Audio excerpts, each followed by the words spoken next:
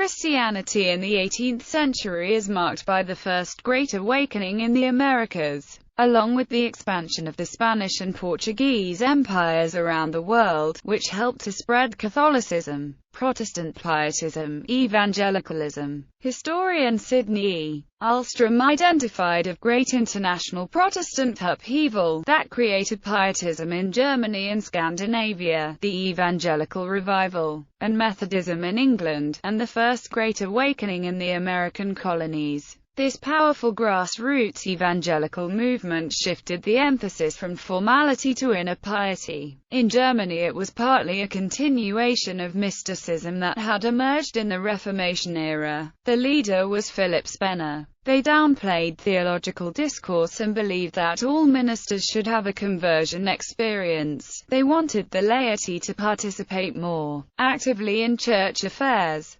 Pietists emphasized the importance of Bible reading. August Hermann Francke was another important leader who made the University of Halle the intellectual center. Pietism was strongest in the Lutheran churches, and also had a presence in the Dutch Reformed Church. In Germany, however, Reformed churches worked closely under the control of the government, which distrusted pietism. Likewise in Sweden, the Lutheran Church of Sweden was so legalistic and intellectually oriented, that it brushed aside pietistic demands for change. Pietism continues to have its influence on European Protestantism, and extended its reach through missionary work across the world. The same movement toward individual piety was called evangelicalism in Britain and its colonies. The most important leaders included Methodists John Wesley, George Whitefield, and hymn writer Charles Wesley. Movements occurred inside the established state churches, but there was also a centripetal force that led to partial independence, as in the case of the Methodist and Wesleyan revivals. The American Great Awakening. The First Great Awakening was a wave of religious enthusiasm among Protestants that swept the American colonies in the 1730s and 1740s, leaving a permanent impact on American religion. Jonathan Edwards, perhaps most powerful intellectual in colonial America, was a key leader. George Whitefield came over from England and made many converts. The Great Awakening emphasized the traditional Reformed virtues of godly preaching, rudimentary liturgy, and a deep sense of personal guilt and redemption by Christ Jesus. It resulted from powerful preaching that deeply affected listeners with a deep sense of personal guilt and salvation by Christ. Pulling away from ritual and ceremony, the Great Awakening made religion personal to the average person. It had a major impact in reshaping the Congregational, Presbyterian, Dutch Reformed, and German Reformed denominations, and it strengthened the small Baptist and Methodist denominations. It brought Christianity to the slaves and was an apocalyptic event in New England that challenged established authority. It incited rancor and division between the new revivalists and the old traditionalists who insisted on ritual and doctrine. It had little impact on Anglicans and Quakers, unlike the Second Great Awakening that began about 1800 and which reached out to the unchurched. The First Great Awakening focused on people who were already church members. It changed their rituals, their piety, and their self-awareness.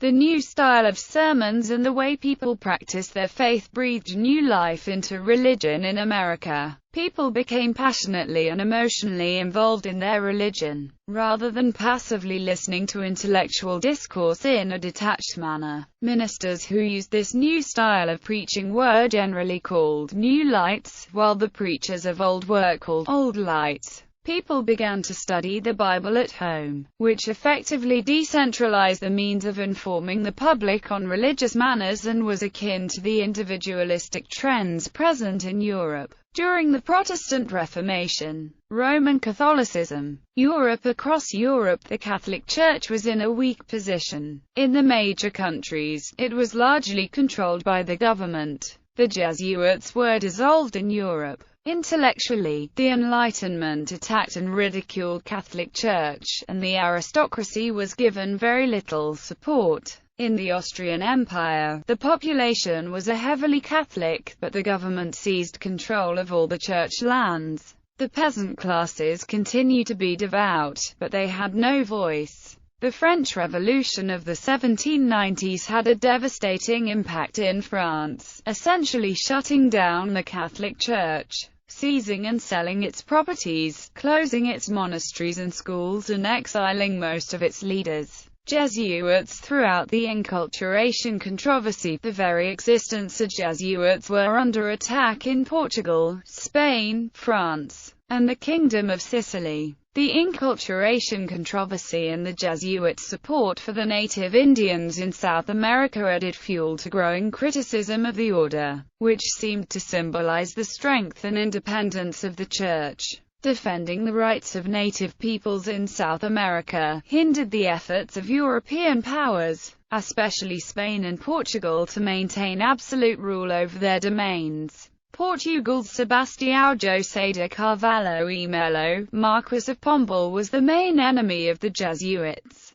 Pope Clement XIII attempted to keep the Jesuits in existence without any changes. Sint ut sunt aut not sint. In 1773, European rulers united to force Pope Clement XIV to dissolve the order officially. Although some chapters continued to operate, Pius VII restored the Jesuits in the 1814 papal bull Sollicitude Omnium Ecclesiarum. French Revolution. Matters grew still worse with the violent anti-clericalism of the French Revolution. Direct attacks on the wealth of the Catholic Church and associated grievances led to the wholesale nationalization of church property and attempts to establish a state-run church. Large numbers of priests refused to take an oath of compliance to the National Assembly, leading to the Catholic Church being outlawed and replaced by a new religion of the worship of reason, along with a new French Republican calendar. In this period, all monasteries were destroyed, 30,000 priests were exiled and hundreds more were killed. When Pope Pius VI sided against the revolution in the First Coalition, Napoleon Bonaparte invaded Italy. The 82-year-old Pope was taken prisoner to France in February 1799 and died in Valence August 29, 1799 after 6 months of captivity.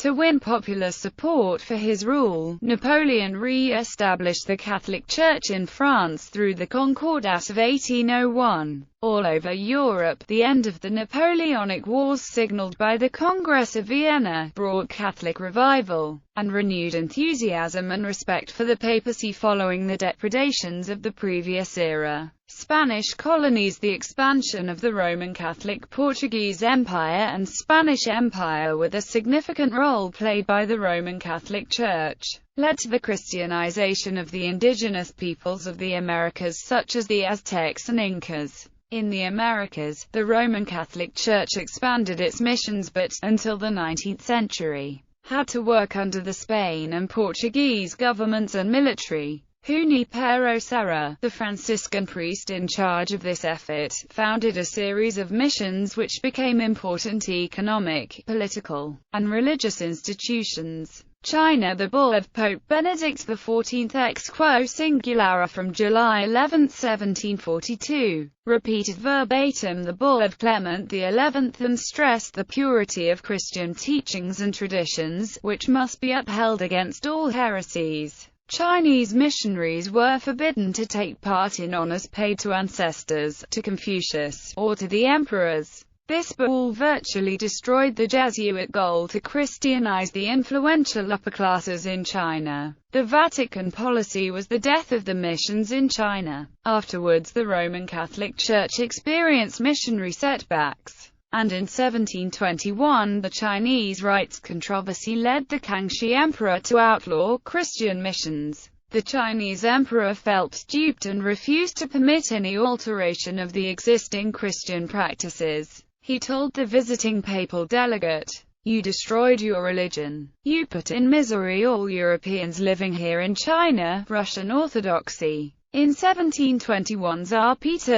I abolished completely the Patriarchate, and so the Russian Orthodox Church effectively became a department of the government, ruled by a Most Holy Synod composed of senior bishops and lay bureaucrats appointed by the Tsar.